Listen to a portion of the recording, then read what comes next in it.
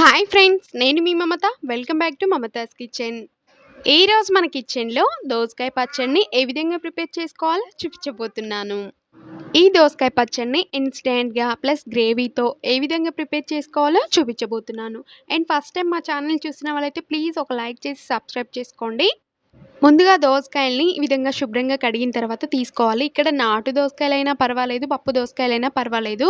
ఈ విధంగా తీసుకొని పొట్టంతా కూడా రిమూవ్ చేసుకోవాలి. ఈ విధంగా పొట్టంతా కూడా రిమూవ్ చేసిన తర్వాత మనం ఒకసారి శుభ్రంగా కడిగి వీటిని తీసుకోవాలి. అండ్ ఇప్పుడు మనం చాకు తీసుకొని వీటిని ఒక చిన్న చిన్న పీసెస్ లాగా కట్ చేసుకోవాలి. అండ్ మనం ఇప్పుడే కూడా మనం వీటిని టేస్ట్ చేసి చూడాలి.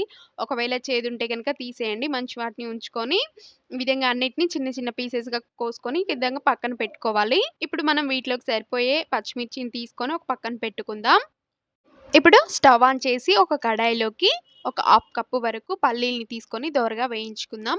ఇప్పుడు పల్లీలు వేయించేటప్పుడు మాత్రం స్టవ్ అనేది హై ఫ్లేమ్‌లో పెట్టకుండా సిమ్‌లోకి టర్న్ చేసి ఈ విధంగా వేయించుకొని ఒక ప్లేట్‌లోకి తీసుకొని పక్కన పెట్టుకోవాలి. ఇప్పుడు అదే కడాయిలోకి మనం తీసి పెట్టుకున్న పచ్చిమిర్చిని కూడా అలాగే వేసుకొని ఫస్ట్‌గా వేయించుకొని తర్వాత ఆయిల్‌ని యాడ్ చేసుకుంటే మనకి మిరపకాయలనేవి చిటపటలాడకుండా ఉంటాయి. అండ్ ఇందులో మనం ఆయిల్ యాడ్ చేసిన తర్వాత కొద్దిగా జీలకర్ర, కొద్దిగా శనగపప్పు, కొద్దిగా ఆవాల్ని యాడ్ చేసి బాగా వేయించుకొని ఒక పక్కన పెట్టుకోవాలి. ఇప్పుడు ఒక మిక్సీ జార్‌లోకి మనం వేయించుకున్న పల్లీల్ని యాడ్ చేసుకొని, ఆ తర్వాత మనం వేయించుకున్న పచ్చిమిర్చి, పోపు గింజల్ని కూడా యాడ్ చేసుకొని, అందులోకి 7, 8 వరకు పొట్టు తీసినవైన, తియ్యవైన ఎల్లిపాయల్ని యాడ్ చేసుకొని, అదే విధంగా మనకి సరిపడా సాల్ట్‌ని యాడ్ చేసుకోవాలి. ఇప్పుడు మూత పెట్టేసి మెత్తగా గ్రైండ్ చేసుకొని తీసుకుందాం.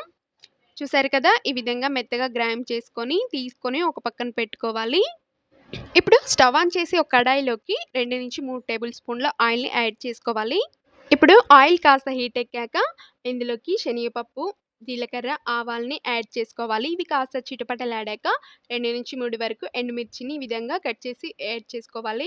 ఇవి చిటపటలాడాక మనం వెల్లిపాయల్ని కచ్చపచ్చగా దంచి యాడ్ చేసుకోవాలి. అదే విధంగా కరివేపాకుని 2-3 రెబ్బల వరకు యాడ్ చేసుకోవాలి. ఇప్పుడు చిటికెడు పసుపుని కూడా యాడ్ చేసుకొని, ఇప్పుడు మనం కట్ చేసుకున్న దోసకాయ పీసెస్ అన్నిటిని కూడా ఇందులో యాడ్ చేసుకోవాలి. ఇది యాడ్ చేసుకున్న వెంటనే మనం మిక్సీ పట్టుకున్న మిశ్రమాన్ని అంతా కూడా దీంట్లో యాడ్ చేసుకొని 2 కూడా కలిపేయాలి. మీరు కావాలంటే ఈ దోసకాయ పీసెస్‌ని అండ్ ఈ గ్రేవీని మనం తాలింపు పెట్టక ముందునే ప్లేట్‌లో ఓ విధంగా కలుపుకొని లేదా రోలు ఉంటే రోల్లో దంచుకొని, పట్టుకొని ఈ విధంగా పోపేసుకోవచ్చు. లేదా మనం ఈ విధంగా డైరెక్ట్ అయినా కూడా యాడ్ చేసుకోవచ్చు. ఏ విధంగా చేసుకున్నా కూడా బావుంటుంది. ఇంకా రోట్లో అయితే ఇలా దంచి ఏసుకొని ఇందులో పోపేసుకుంటే సూపర్‌గా ఉంటుంది.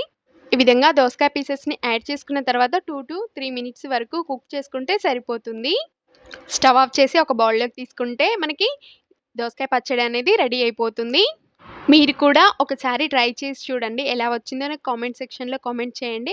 అండ్ నా వీడియో నచ్చినట్టయితే లైక్ చేసి మీ ఫ్రెండ్స్‌కి షేర్ చేయండి. అండ్ మరిన్ని వీడియోస్ కోసం మా ఛానెల్‌ని సబ్స్క్రైబ్ చేసుకోండి.